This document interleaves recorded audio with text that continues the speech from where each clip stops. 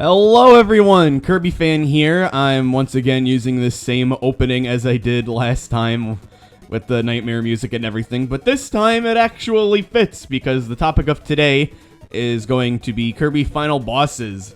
I'm going to be ranking them based on my least favorite to favorite. I hope you've all been enjoying Kirby Month so far. I've been having a blast with it. I don't even know how many videos in we are, but we've got a lot more to go, so let's not waste any time. You all know what the deal is. I actually remember to label them prior to making the list this time, so top, high, mid, low, bottom. Just to go over them real quick. Top tier, I love them. They're the perfect kind of final boss, exactly what I'm looking for. High tier, they're really good. Something's holding them back, but it's really insignificant. Who cares? I still love it. Mid tier, they're very good, and I like them a lot. I don't think they're great, but I think they're really good. Probably it's the sense of scale that's holding it back, but otherwise, super good. Low tier is, there's a problem with them, and I can't overlook it. It means I don't enjoy them as much, but I still like it. It's still a good final boss. And then bottom tier is just for the bad ones. Really not too keen on having a bottom tier for a list like this, to be perfectly honest, because I don't really think Kirby messes up final bosses all that much. But we shall see. So, similar to what I did for the, what was the last video that I did? Give me a minute. That was the copy ability one, yes. So, similar to the copy ability tier list that I did, I'm not going to be just doing top left to bottom right first. I'm going to put one in every tier, just so we all have a general idea of what it's going to be like, and then we go from there. So, starting with the bottom tier, because I figure that's going to be the one that stirs the pot the biggest. I am going to be putting... I like the game, but the final boss is very disappointing. I'm going to be putting Dark Crafter from Rainbow Curse. It didn't really leave anything. The design is weird. It's got sunglasses for some reason, and I know you could say it looks like Nightmare has sunglasses too, but Nightmare is a much more intimidating presence. It ties into the whole claymation thing, I guess, with the colors and all that. But yeah, I don't know, it just really didn't do it for me. And the fact that you don't even control normal Kirby during it is something I really did not like. One of my final bosses, I like to at least be able to control normal Kirby a little bit. And I know you could say Gracia is the same way, but I thought Gracia was better. Too easy though. Gracia was pathetically easy. Dark Crafter was not really all that hard, but at least it was easier than Gracia. I guess I'll give that to Dark Matter. No. Dark Crafter. It was easier than Gracia. Okay, so low tier. This one is pretty simple. I'm gonna be putting the Kirby's Block Ball final boss there. I'm going to be perfectly honest, I know next to nothing about this beyond the basics. That's the big reason I'm putting it in low tier. I think I've only fought this battle twice. Oh, I'm no expert on the inner machinations of this boss, but I remember thinking it was fun. I don't remember thinking it was too bad. Alright, so for a mid-tier boss, see, this mid-tier is actually the trickiest, believe it or not, just because there are so few final bosses in the Kirby series that they're good. They're good, but they're not great. So if I had to put one there, I'm not crazy about the game itself, but I will put Kirby's Pinball Land. This was a fun final boss, and I love that Day-to-Day shoots lightning out of his hands. That's something that we haven't seen in a while. This is the only time we've ever seen it. It's interesting, to say the very least. If you want to see a very funny video about this topic, unfortunately, I can't remember the name of this person, but go watch. They're an animator. They made multiple videos like this. I know the one they just recently made at the time of uploading this that I remember is Kirby's Breakfast Time, and that one's really good. That's probably my favorite animation that they've made. But if you look up Kirby Breakfast Time, it's that person, and you'll find a short about ice cream. And that's the one. That's all I'm going to say about it, because I don't want to spoil anything. That would make it so that you wouldn't go. And I want you to watch the video, support the artist, support the creator, do all that. That or I'll just leave a link in the description. That's probably a lot easier. But if I forget or you don't feel like looking at the description, that's what you can do. All right, for a high tier, this tier is going to be crammed. For a high tier boss fight, I'm going to put. Ooh, yeah, this is a perfect standard to have for the high tier. I'm gonna put Dark Mind from Amazing Mirror. How many phases is this? Because I know it's technically only 3. That's how much music there is. There's only 3 technically, but you fight the first phase in so many different styles and it changes in such little ways. 9, I think. It's so many. That's the reason why I put Dark Mind in the high tier and not in the top. I thought fighting the first phase that many times was a little overkill. But when it's good, when the first phase is good, it's really good. But what you come back to Dark Mind for is phase 2 and phase 3. Phase 3, it's simple, but it's the shmups. I enjoy shoot 'em ups in Kirby games. I think they're handled really well. And in Amazing Mirror, it was fun because you got to do it during the end credits. It was cool. But phase 2, I'm not going to be forgetting phase 2 anytime soon. That's quite the final boss. It's the Mirror World version of Zero, and Zero is one of the creepiest. So what I've always remembered more than anything else about Dark Mind phase 2 is that you fight it with a sword, and you can't hit its outer shell, unlike Zero, where you can just kind of hit anywhere. In Amazing Mirror, with Dark Mind phase 2, you have to actually hit the eye, or the iris. You can't hit the outside, so you're stabbing it, and oh god. If you're squeamish in the eyes, don't play Amazing Mirror. It's really just that fight, but you know, if you're gonna want to beat the game, you're gonna get to the very end, and then you're gonna be thinking, oh my god, my eye, ow, owie. And then for a top tier final boss, which one do I use as a standard? Hey, you know what? I think the best one to use for standard is the one that started it all. I might catch some flack for this, but I'm going to put Day to Day from Dreamland 1. Dreamland 1. This is an unpopular opinion, I'm sure, but I think Dreamland 1 is a masterfully put together game. It's crafted really well, and with the sense of difficulty and the sense of scope that the game has, I think Day to Day was the perfect final boss. And extra mode, he's kind of tough. He's fast. He starts being fast right away. It's not like in the normal mode where it kind of takes him a little while. In the normal mode, he's well designed for newcomers because he does get harder as it goes on, and beating him is very satisfying. And I know it might be a little weird to kind of incorporate character into this, but I love him. I love Day to Day a lot. He's a really, really charming character to me. But I legitimately think his final boss fight is great. Definitely one of the best in the series. If you don't know how I do my tier list, I forgot to mention this in the beginning. But high, mid, low, and bottom are not going to be ranked. Top is going to be ranked. In the copyability video, where I did actually rank, I don't think I did for the Smash video, but for the copyability video, I ranked them. And I put Parasol first, because that was just so easily my favorite ability. Day to Day is not my favorite final boss, but he is a very good measuring bar, I think, just because he was the first. And, yeah, he didn't really set any standards for a Kirby final boss. He's not creepy, he's not unsettling, he doesn't have this tragic backstory. He's actually very simple, and that's something that I like about him. It's just, he stole all the food, go get it back. And then when you beat the extra mode, he cries and he makes silly faces. Alright, so now we can begin the video proper, going top left to bottom right. We've got Nightmare and a big shock. Nightmare goes in the top tier ahead.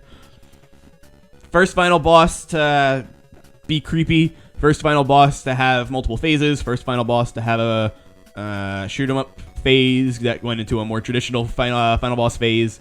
It's very important that there is a traditional Kirby how he controls phase in there. If it was just the shoot 'em up, I would not have liked it nearly as much. I'm sure a lot of people know what I'm building up to already, but we'll get to that when we get to that. But as for Nightmare, it's such a memorable presence. The music is incredible. The fight itself is fun. I think Phase 2 is, if I had to nitpick, I think Phase 2, especially when you know what you're doing, is a little easy.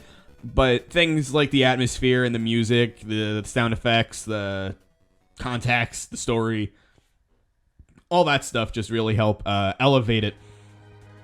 And Phase 1, I don't think Phase 1, I mean, I must have beaten Kirby's Adventure in the triple digits at this point, so I know what I'm doing. But I don't think Phase 1 is really all that easy, and it's not because it controls poorly or anything. It's just the thing takes so many hits, and you gotta dodge so many stars. There's still they still get hit sometimes, just because it's not that I never die on it, but it's not easy. And I really appreciate that that Kirby's Adventure was. This is what I really appreciate about it. Kirby's Adventure was the final boss that actually set the standard for what a Kirby final boss should be. It should be creepy. There should be a bit of lore behind it. Get help from your friends. It's creepy. Probably multiple phases. Tonal shift. It all works really well. The day-to-day bot from Kirby's Dream Course. This can go into the mid tier. I think that works. I really did not expect there to be a final boss for Kirby's Dream Course when I first played it. Kirby's Dream Course is a great game, by the way. But I really did not expect there to be a final boss when I first played it. And sure enough, there it is. And it was interesting. I like what they did with it. This is probably one of the most unique bosses in the entire list. Not hard, which is kind of what puts it in the mid tier. Great music, though. Oh, man, great music. In Kirby Fighters Deluxe, when they had the History of Day-to-Day medley, I was so happy that they put this in there. The music in this fight is amazing. Alright, next up is Dark Matter from Dreamland 2. And believe it or not, this might be another hot take. It's going also in the mid-tier. I like it. I like it a lot. I don't really like that the second phase is the Dark Matter that we all know. And I don't like that the second phase is really just reflecting stuff back at him. If you try to attack him with your sword, it's not going to work. It's going to do no damage. The Dark Matter Swordsman I actually thought was pretty good. But Phase 2, this isn't the Dark Matter that I'm too keen on as far as the fight goes.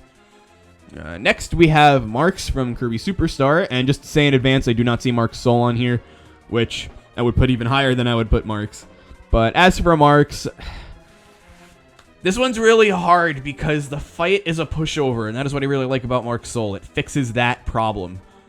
Oh, but everything else about Marks is so excellent. It's perfect. It's just the difficulty, the actual difficulty part of the fight. But that's a huge part of it. Going in the high tier. The music was perfect for that. He's going in the high tier, and then the music got all. Although, speaking of that, this is the theme of Zero, and Zero, this is how you do a final boss, my friends. Top tier for sure. This is the quintessential Kirby final boss fight, and I am still convinced that if it's not the best, it's one of the best, and in that area of one of the best, it's never gonna go away. My only complaint is that there's nothing traditional Kirby about it, but you just got finished fighting Day-to-Day immediately before this. And that's traditional enough. And by traditional enough, I mean it's literally traditional. I'm just getting a little excited. And the music for this, listen to it. You hear it right now. The music for this is so good. And the background is so weird, and it's so trippy, and it takes perfect advantage of layers. And you fight Dark Matter, and you can actually damage him without having to reflect the thing with your sword or whatever. And it's a proper shoot 'em up. And then you fight Zero, and he's shooting the blood at you, and you beat that phase, and his eye pops out, and the blood pours everywhere. It's so distinct. There's nothing like the Zero boss fight. I am in love with this boss fight. It is so immaculate, and it's part of what makes Dreamland 3 so good. Oh, God. Zero 2 is not as good. Zero 2 is another easy fight. It's single phase, which I don't mind, but it, I mean, maybe I mind a little bit after Zero because that was a 3-phase wonder, but really, this is another good. The music changes and it's super good. I'm still talking about Zero. Gotta move on to Zero 2. Or Zero Squared, whatever. Oxygen. That's what I'm gonna call him. All right, so Oxygen. Oxygen, I think, is pretty bottom tier. You don't need Oxygen. No. I would actually put Oxygen in the mid tier. Yeah, the mid tier. It's such an easy fight. And I know Kirby games are easy, but that never means the final bosses have to be easy. Look at Dark Mind. Dark Mind is not easy. I died a lot my first time fighting Dark Mind because it was 9 phases. I died against Zero a lot on my first time. When I was a kid, I struggled against Nightmare. In extra mode, I still kind of struggle against Day to Day. You don't have to be an easy final boss. Kirby games have a very good difficulty progression. The final boss, it doesn't have to be insanely difficult, but it should challenge you. Most Kirby final bosses challenge properly, and Zero 2 just doesn't. And I'm not gonna lie, the green stuff coming out of his tail and the barcodes in the background, they don't creep me out all that much. They never did. It's pretty much carried by the final boss theme and the blood. I mean, the blood is one thing, that's haha, but the music, absolutely, this is one of the best Kirby final boss musics out there. If this tier list was based off the music, which is funny because this is a final boss music tier list maker. But if we're just strictly going off of the music, top tier for sure. But as it is, okay. Well, okay, good. But compared to Zero from Dreamland 3, okay. Next we have Gracia, and this one was tough. I knew immediately that I was going to put it in the top tier, but since I have to rank them, I did not know whether Gracia was going to be better than Zero or not, and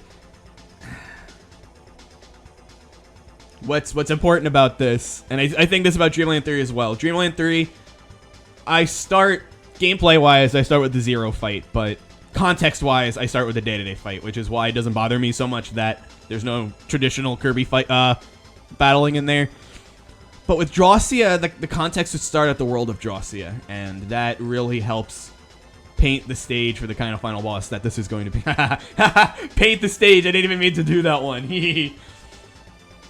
And when you look at World of Gracia and just how unsettling it is, and you start the fight, and she does that cackle.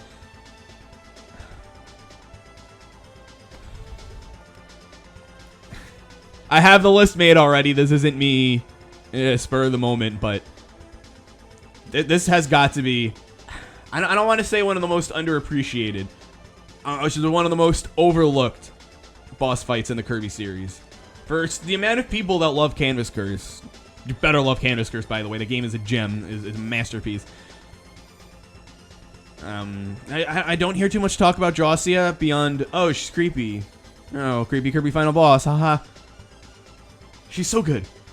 And I wish we had more traditional boss fights like this in Canvas Curse, because Gracia was such a fun fight. There are ways you could speed it up. There are ways that you can make it take long that you might not know if you don't go for it. She's got very well-crafted attacks.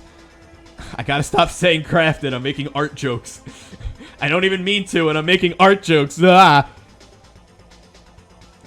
They're just very well telegraphed, very well animated. Under Gracia, it is very clearly dark matter. I know there is this weird Kirby myth going around that in the Japanese version she made some kind of contract with Zero or whatever, which apparently is not the case. I can't verify, but from people that read Japanese, they have told me no, so I'm going to trust them.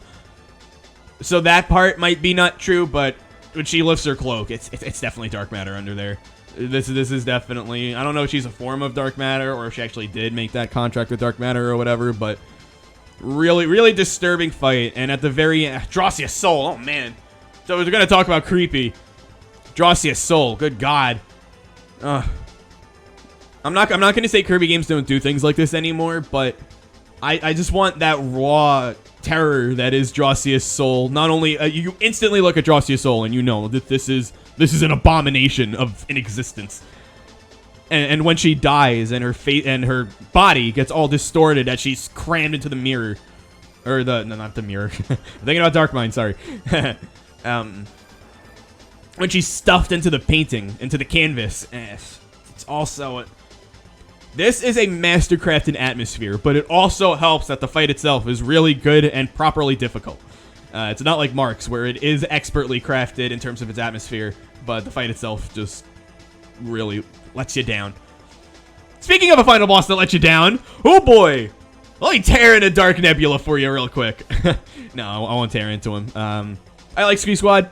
I know there are a lot of people that are a little iffy on it. I like it. I don't think it's great, but I like it. I'd probably like it a lot more if it had a good final boss, but here we are. I like the music and the whole involvement that Dark Nebula has with Daroach, whatever, the cool mouse guy. That I like. And I like that Dark Nebula made Dark Daroach a difficult battle. Dark Daroach is definitely one of the highlights of Squeak Squad for me. But, man, why could you bring Tornado into this fight? Tornado makes this battle such a joke. Uh-oh. Okay, so you know where Mark's is. He's in the high tier. He's there. Mark's Soul is unfortunately not on this list because it is a music list. It's not what I'm using it for, but that's what it is. So Mark's is in the high tier somewhere. Mark's Soul, I would put in the top tier below Nightmare. Creepier, a lot creepier. He's got the iconic scream. I don't even think I need to say what it is, but just in case you don't know, I'm going to count to 3 so you can turn your headphones down, your volume, whatever. 1, 2, 3.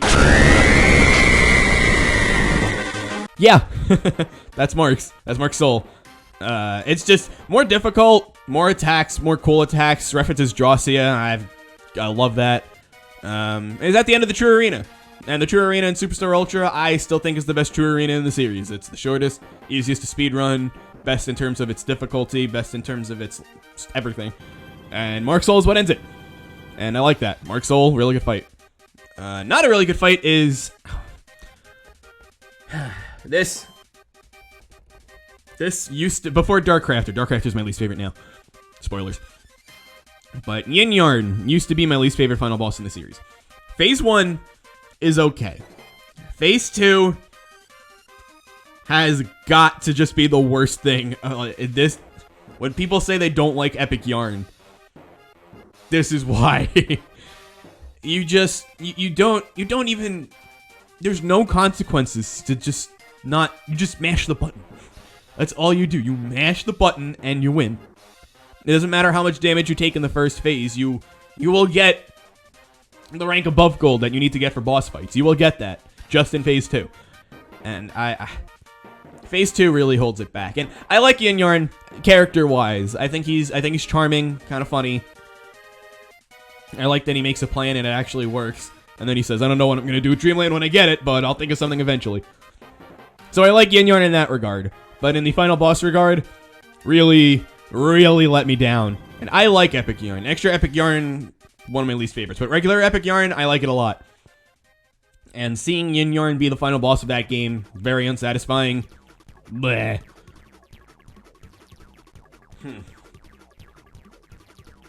Now for a final boss that I really like, that I don't know how many other people like, Necrodius goes into the high tier. Really inventive, really, really creepy. I think that, I don't remember what attack it is that just completely one-shots the Kirbys. You know, they do it and then they just die. They don't turn blue, and they don't turn white, so you can get them back. They just die. And he's just vicious. Just look at that design. It's vicious. And the music, I might have mentioned this already. I might not have. I don't know. But the music for Necrodius, ooh, really good. Really unsettling. Definitely goes underappreciated, I think. It's unique. And it's just a really fun fight overall. Mass Attack is a great game. Controls are great. Despite 10 Kirbys running around, it controls very well. So, really good fight. Now, this next one, a lot, and I mean a lot, of people will go on to say that this is the best battle in the entire Kirby series. But would I go that far? Yeah. Okay, so best fight? I can't be positive. Best final boss? Spoilers. Magalore. Okay, so it's a secret to nobody that I'm a pretty big fan of Return to Dreamland. I don't shut my yap about it. Every video I gotta say, go check out my 0 inputs in Kirby's Return to Dreamland video. Go check out my 0 inputs video for Kirby's Return to Dreamland. But the point is, Magolor is built up from the very beginning of the game. Marks did something similar to this, but Magolor did it right. You actually know Magolor before this. The betrayal, I saw it coming on my first playthrough, but that didn't mean it didn't hurt, because I love Magolor. I did not want him to betray us, and then it turns out he did. And there's the whole, again, context-wise, this starts when Magolor's ship crash lands on Popstar. But if we're being really unfair, the context begins when you first fight Landia. I think that's the fairest we can get. You beat Landia, Magolor reveals his plan, Kirby gets on Landia to stop him, beats the lore, and then fights Magolor. And this fight, in terms of scale, is, I think, the best. It's got the best visuals for a final boss. Okay, so it's got the best visuals for a final boss outside of the true arena, or spoiling it, in this case, the ultimate choice. But the fact that, you know, this is a game on the Wii and it's still got some of the best visuals for a final boss fight. Every single one of Magolor's attacks just feels so otherworldly, and they were all themed and connected to the arena, to Magolor himself.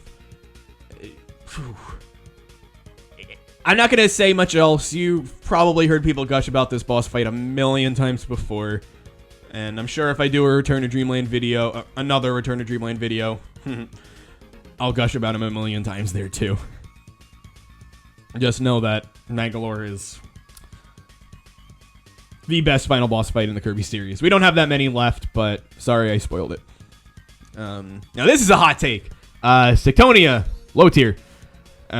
Way too many phases. Way too many phases. I love the first phase. Everything past that is just exactly what my biggest issue with Triple Deluxe is as a game.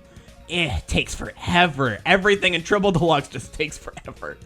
Okay, so when you're doing normal Kirby stuff, it's fine. But when you go past normal Kirby stuff, and it takes so long. Triple Deluxe is just such a drawn-out game. Everything takes forever. And Sectonia takes forever. Oh, God. No, story-wise, she's great. Symbolically, she's great. Music-wise, fantastic. But, dude, the gameplay, oh, God. And it's not even like it's bad. The gameplay here is good stuff, but it takes forever. And I don't like that. Kirbyfan doesn't Kirby like that. Yeah. Alright, well, if you haven't had the dislike video yet, Stardream, I hate this fight. I cannot stand Stardream. I hate that there is no traditional Kirby fight for it. And I know, if I could say there is a traditional Kirby fight for Zero and Dreamland 3, counting day-to-day, I can count Haltman for Stardream. The difference here is not only that Zero is a much shorter fight, and I mean, being perfectly honest, it's one that requires a lot less button mashing. But Stardream, it really is. Stardream takes so long that by the time you finish it, you barely remember the Haltman fight. Zero, the timing of everything and just how it all ties. Stardream ties well in the Planet Robobot itself. I really don't like how it was executed. It's way too button mashy. And again, in terms of visual scope, it's really good. And it definitely, you know, sent kind of chills down my spine and everything. But I do have to say this. You might know me from the Pixar perspective. I do a podcast with two of my friends. I'll also link that in the description. And when we did Toy Story 3, we had a very big issue with how it handled nostalgia. And Stardream, to get a big impact out of it, you kind of have to have played Superstar and know who Nova is. And I didn't appreciate that. You'd think I would because, you know, I'm a Kirby fan and, oh man, Stardream, you got Nova. But no, we didn't need Nova here. It adds to the lore, I guess, but it really didn't do it for me. Again, I really don't like how button mashy this fight is. I really don't like how... I guess it feels right for Planet Robobot because you're controlling the halberd and everything, which... I know a lot of people love that you control the halberd, but man, I just want to control Kirby. This battle takes forever. I just want to control Kirby. And I know you don't control traditional Kirby in Dreamland 3, but everything, it felt right with Dreamland 3. It felt, when you hit 0, it actually felt like you were doing damage to him. You could see his boss bar be depleted. You heard the sound effect. It wasn't just a bunch of small cannon shots that eventually wound up doing a lot of damage. Stardream just really bothers me. It is not my least favorite. I do not intend to rank these, but if I did rank them, it would be Stardream, then Yin Yarn, then Darkrafter. And I'm sure the reasons that I've been saying here aren't convincing you of anything, but I just really don't like well, I don't like Darkrafter, but I meant to say I just really don't like Stardream. I love what it symbolizes and what it means for the lore and the story of Planet Robobot, but I actively hate the gameplay portion of it. And I know it gets better in the true arena because you actually enter the traditional fight. That's not that bad, but it's not enough. All right, up next is Giant Mask Day-to-Day from Blowout Blast. It was okay. I'll say it's a solid low tier. I thought it was okay. That's my problem, is that I don't have anything to say about it. I just think it's okay. And then we have... All right. So technically, the Star Allies final boss is next, but that one I want to do last. Because I don't want to end on Data Destroyer Z, just because it's a little anticlimactic to end on that compared to the Star Allies final boss. But solid high tier. I am a fan of Battle Royale. I think it's a very underrated game. And the story mode, not so underrated. I like the writing, but the repetition got old quick. But the final boss really caught me off guard. What a great final boss. Great music, great setup. It's Kirby and Day-to-Day again. It's what I really like about spin-off games like these is that you really just get that sense of Dreamland, where it's just you and the king. That's it. And what's nice about Battle Royale is that it does have a proper story to set up this final boss fight. You even go through Meta Knight first, something that I appreciated. You should always go through Meta Knight before you get to Day-to-Day. That should always be a thing. It was just built up properly. It's really cool. Bandana D helps you out. I thought that was nice. I don't know. It's just very well put together. Very well crafted. It left a very big impact. Because when you're going through a story mode that's a bit iffy, and you end it on a great note, it sticks with you a lot. Good stuff. And last, but certainly not least, we have Void Termina from Kirby Star Allies.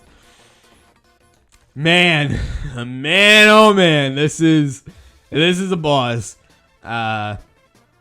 Context-wise, we'll start once again not with Void Termina, but with Highness. Hoo boy!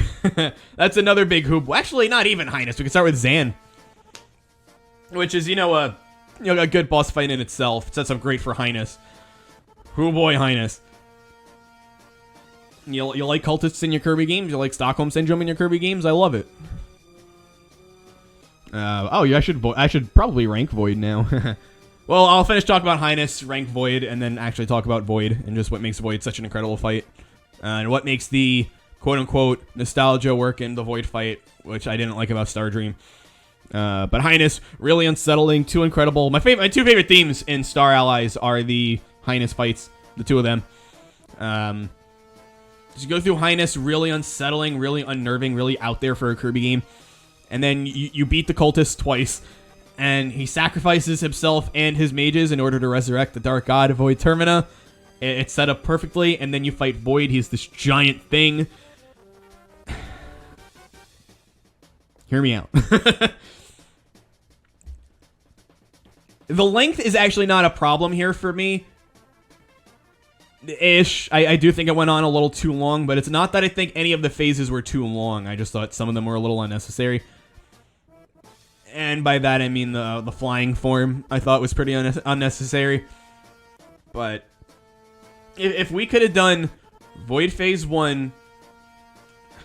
Because the problem is, I think there are phases that we could go without. But when you look at how it's actually built, It's Void Phase 1, which you do on the Star Shooter. Then you go inside to weaken him, which is traditional Kirby. And then you have to have that final phase, which is traditional Kirby. You have to end it on traditional Kirby. That's why it works so well. Stardream. And you have to have you can't, because if you have Phase 1, final phase, can't have that.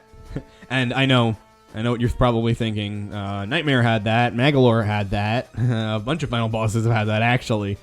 But a big difference, really. What Star Allies does really well is grandness. It's large scope. And I understand why they wanted Void Termina to be a really long final boss. I get it. It fits with Star Allies' size. So I get that.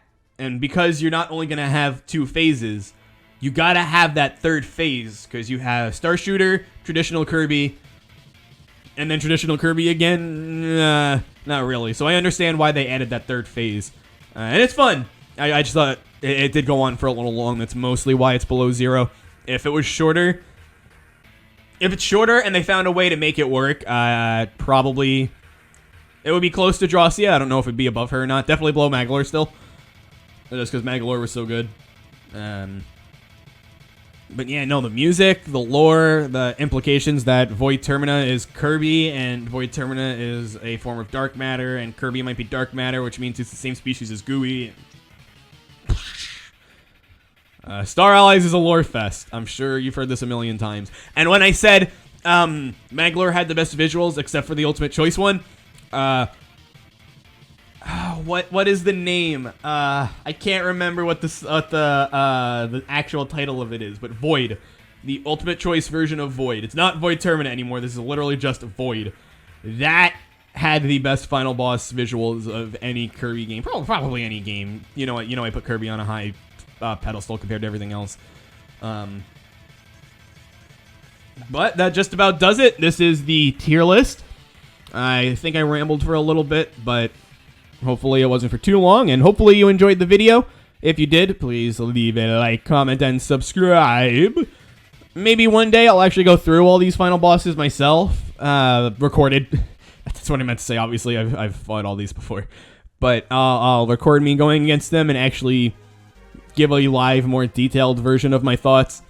But until then, hope you enjoy Kirby Month. Hope you've been enjoying Kirby Month. There's still plenty more videos to come, so look out for all them. I have been Kirbyfan. Thanks again so much for watching, and take care.